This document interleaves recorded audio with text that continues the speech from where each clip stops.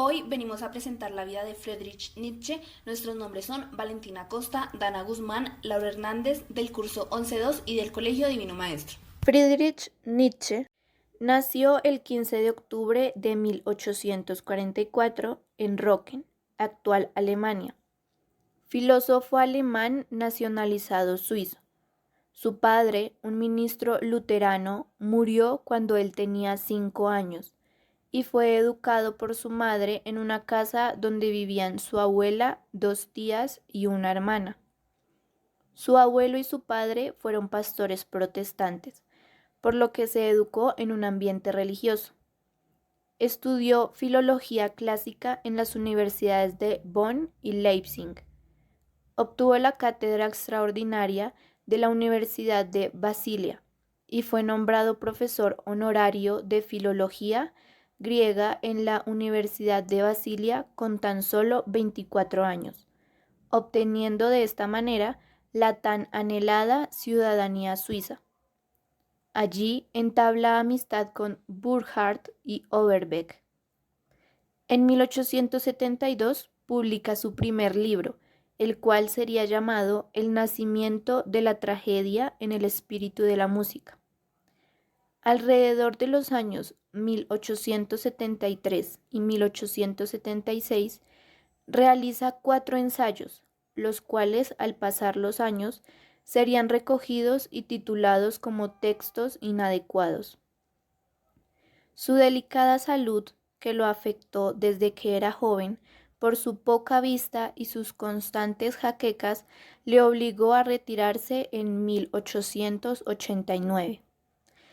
La vida del filósofo fue volviéndose cada vez más retirada y amarga a medida que avanzaba en edad, y se intensificaban los síntomas de su enfermedad.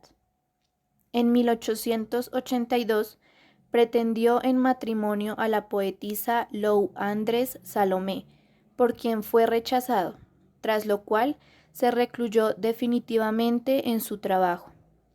Si bien en la actualidad se reconoce el valor de sus textos con independencia de su atormentada biografía, durante algún tiempo la crítica atribuyó el tono corrosivo de sus escritos a la enfermedad que padecía desde joven y que terminó por ocasionarle la locura.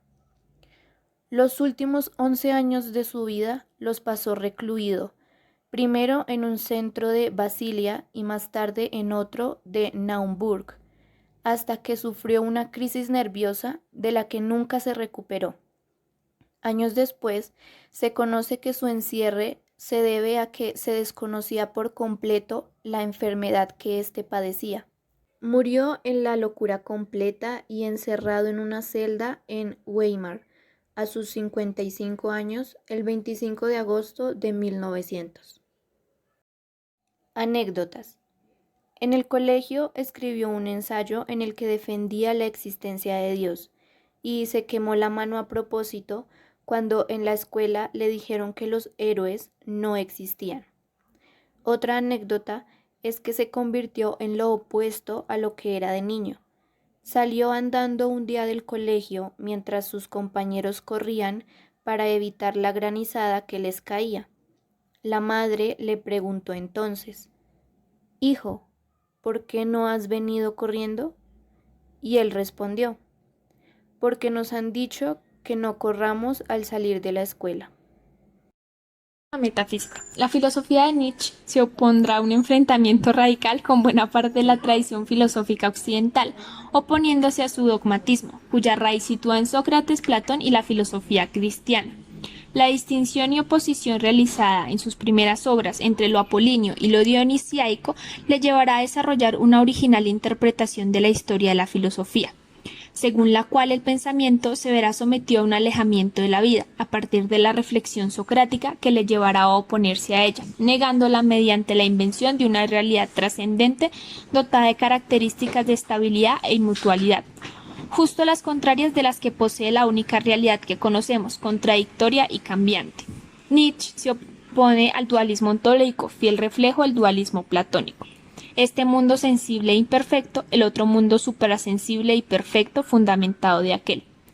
Según tal concepción, la realidad queda escondida en dos ámbitos: una realidad suprasensible, estática e impercedera, frente a una realidad cambiante, sensible, percedera, que es el producto residual despreciable del anterior. Frente a este esquema ontológico reaccionará Nietzsche esgrimiendo tres objeciones. Primera, la infravaloración de la realidad sensible se debe a una mutualidad, mientras que la razón humana opera con categorías inmutables. Pero el hecho de que la razón funcione con tales categorías no demuestra la imperfección ni la dependencia del mundo sensible, sino solo la inadecuación de la razón para conocerlo, y si la razón no fuera la facultad adecuada para conocer el mundo, ¿es posible acceder de forma no racional al conocimiento del mundo? ¿Es la razón nuestra única posibilidad cognoscitiva? Segundo, el mundo suprasensible no es más que una ilusión, una ficción, una fantasía construida como negación del mundo sensible, única realidad para nosotros. Tercero, recurrir a un mundo suprasensible lo interpreta, pues, como una reacción antivital, como una negación de la vida, como una venganza contra la naturaleza, propia de espíritus ruines que odian la vida, un producto de resentimiento contra la vida. Incapaces de aceptar un destino trágico, los hombres se rebelan contra esa vida, que les aboca el sufrimiento, y la niegan, convirtiéndola en un mero residuo de otra realidad, perfecta esta, donde ahogan su resentimiento. Epistemología. Una teoría epistemológica es aquella que trata acerca del conocimiento humano y científico. Primero, crítica del lenguaje y la ciencia. Según Nietzsche, el conocimiento humano cumple la función de mantenernos en la existencia. Tiene un valor utilitario. Al necesitar el hombre vivir en una sociedad, es esta la que fijará lo que ha de ser considerado como verdad o falsedad o mentira. Por lo tanto, la verdad es una designación de la cosa uniformemente válida y obligatoria. Es por lo tanto convencional. A partir de ese momento es cuando surge el contraste entre verdad o mentira. Por lo tanto, la verdad depende del uso correcto de las convicciones del lenguaje. Segundo, perspectivismo o hermenéutica. Para Nietzsche, el conocimiento humano es perspectivista. Entendemos por perspectivismo la postura que afirma que toda representación del mundo es la representación que hace un sujeto y de lo que no se puede excluir la situación vital de ese sujeto, sus rasgos físicos, psicológicos, historias y biográficos. Por lo tanto, para el pensamiento es imposible el conocimiento de la realidad en sí mismo, ya que toda teoría depende del punto de vista de la persona que lo ha creado. Hablar de perspectivismo es hablar de hermenéutica, es decir, el conocimiento humano es interpretativo. Está en la misma línea crítica de los valores culturales de Occidente. El hombre está en esa misma visión pesimista de la decadencia occidental.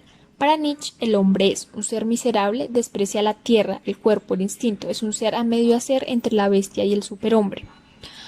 Es un animal defectuoso, es el único animal del universo que aún está por hacer, corre un riesgo, o vencer al hombre mediante la superación o volver a la animalidad.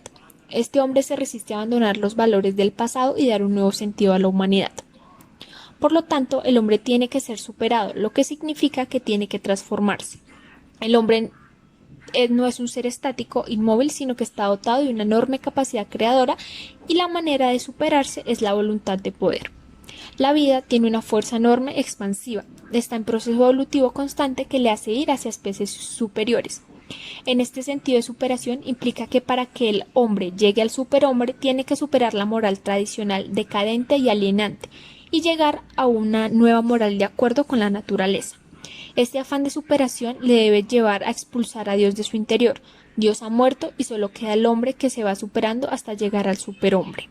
La muerte de Dios aparece en la primera parte de Así habló Zaratustra, en la que aparece la metáfora de las tres transformaciones del espíritu. Se convierte en camello, el animal que soporta grandes pesos, el hombre que se inclina ante la omnipotencia de Dios y ante la ley moral. En león, destruye los valores establecidos. En niño, simboliza al hombre capaz de crear nuevos valores y de llegar a ser el superhombre. Zaratustra es el pregonero de la muerte de Dios, suplantado por el superhombre. Características del superhombre. A partir del tercer momento, el niño, es cuando empieza a aparecer el superhombre, que da lugar a la nueva humanidad libre y creadora. Las características fundamentales del superhombre son: ansia de vivir. El hombre nuevo, el superhombre, se preocupa de la vida, sobre todo de la vida corporal, la salud, el placer, la violencia, la victoria, el éxito, Las virtudes que ama son la fuerza física, el poder, la rebeldía del fuerte y del poderoso. Superación. Sobre todo de la moral tradicional cristiana, no está sometido a ningún precepto moral porque se sitúa por encima del bien y del mal. Lo que favorece a la naturaleza es bueno, lo que la perjudica es malo. Superior. Se aceptan las jerarquías entre los hombres, ya que la igualdad solo lleva a la moral del rebaño. El superhombre debe practicar la moral de los señores que dominan por la fuerza y la violencia. Valores. No se cambia solo los valores, sino también la forma de valorar, es decir, la forma de vivir. Terrenal. Vive la fidelidad a la tierra, lejos de la trascendencia metafísica y de la idea de Dios. Poder. El superhombre vive la voluntad de poder. La conciencia de las ansias de vivir es la voluntad de dominar y de recrear el mundo y sus valores. El ser señor y no esclavo. Retorno. Es el ser que vive el eterno retorno. Querer el futuro es volver a querer el pasado. Todo ha existido ya. Es fácil ver un aire político en los escritos de Nietzsche. Su trabajo no fue de ningún modo pensado para promocionar ideas políticas como en Aristóteles, la política, o en Platón, la república. El pensamiento de Nietzsche propone significativas ideas sobre el concepto de poder, Estado, individuo, voluntad y libertad. La influencia que Nietzsche ejerció sobre la política de la nueva derecha en Francia fue realmente extensa. Afirmó que el poder de un sistema es signo de falta de integridad. No propuso un sistema de gobierno específico como solución y nunca se vinculó a sí mismo con movimientos de masas, organizaciones sociales o partidos políticos. En este sentido, Nietzsche casi podría ser llamado un pensador antipolítico. Walter Kaufmann enfatiza la visión de que el poderoso individualismo expresado en sus escritos sería desastroso si se practicara en las bases reales de los políticos. Escritores posteriores, guiados por la izquierda intelectual francesa, han propuesto maneras de usar la teoría nietzscheana en lo que se ha llegado a conocer como políticas de diferencias, en especial formulando teorías sobre resistencia política y sobre diferencias sexuales y morales. Para el politólogo norteamericano Bernard Jack, las ideas políticas que inspiran a Nietzsche se podrían materializar en una revolución de la cultura. Nietzsche propone también una revolución política total fundamentada en lo que se denominó los espíritus libres y la voluntad de poder. Esta revolución total nietzscheana sería la revolución de la cultura, que según Jack aún no ha llegado. Ética. La ética de Nietzsche tendría dos momentos. Primero, la crítica a la moral. Para Nietzsche, la moral es una fuerza terrible y engañadora que ha corrompido a la humanidad entera. Históricamente, Nietzsche investiga el origen de los conceptos bien y mal y en su origen encuentra que hay una doble moral. La moral de los señores es la de los fuertes, creativos, dominadores. Estos forman una casta o clase social que se impone a la clase de los débiles, de los inferiores, de los vulgares y sometidos. El dominador ama la vida, es duro para sí y para los demás, no se compadece ni es piadoso. La moral de los esclavos privilegia la igualdad, la compasión, la dulzura y la paciencia. Es propia de los oprimidos y los débiles que a menudo desprecian esta vida y se refugian en el más allá. Segundo, el nihilismo como alternativa. La propuesta de Nietzsche parte de esta destrucción de la moral y de su crítica a la religión, que afirma rotundamente la muerte de Dios. Trata de superar el resentimiento que causó la transmutación de los valores. Para ello, propone como alternativa el nihilismo, aceptar la vida y la nada y vivir más allá del bien y el mal. Se rechazarían todos los valores y normas morales y religiosas. El mundo y la vida carecen de sentido y la única verdad es el eterno retorno, la eterna repetición de todo. No existe la verdad ni el valor, solo la apariencia y la materia. Obras. La obra de Nietzsche es extensa, incluso sin contar su abundante correspondencia, y buena parte de ella ha sido publicada.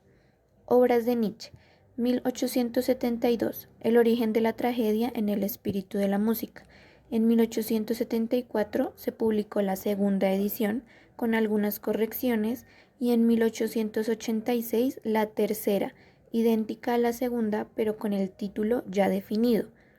En 1873 a 1876 se publicó Consideraciones intempestivas, las cuales son 4. En 1878 a 1879, Humano, demasiado humano. Este libro inicia el amor de Nietzsche por la vida y su lucha contra la moral. En 1881 publicó Aurora. Pensamientos sobre los prejuicios morales. Este libro de aforismos, escrito en 1879 a 1881, marca el comienzo de la guerra que el filósofo entabló contra la moral occidental. En 1882, La Gaya Ciencia. Es un compendio de todo el Nietzsche librepensador, a partir de la idea liberadora de que la vida ha dejado de ser una obligación. Y en 1888, El Anticristo. En su obra El Anticristo comienza hablando de lo que es la felicidad, que cada quien tiene su concepto sobre la misma, pero nadie puede dar una definición exacta y única de lo que realmente significa. Frases. Lo que me preocupa no es que me hayas mentido, sino que de ahora en adelante ya no podré creer en ti.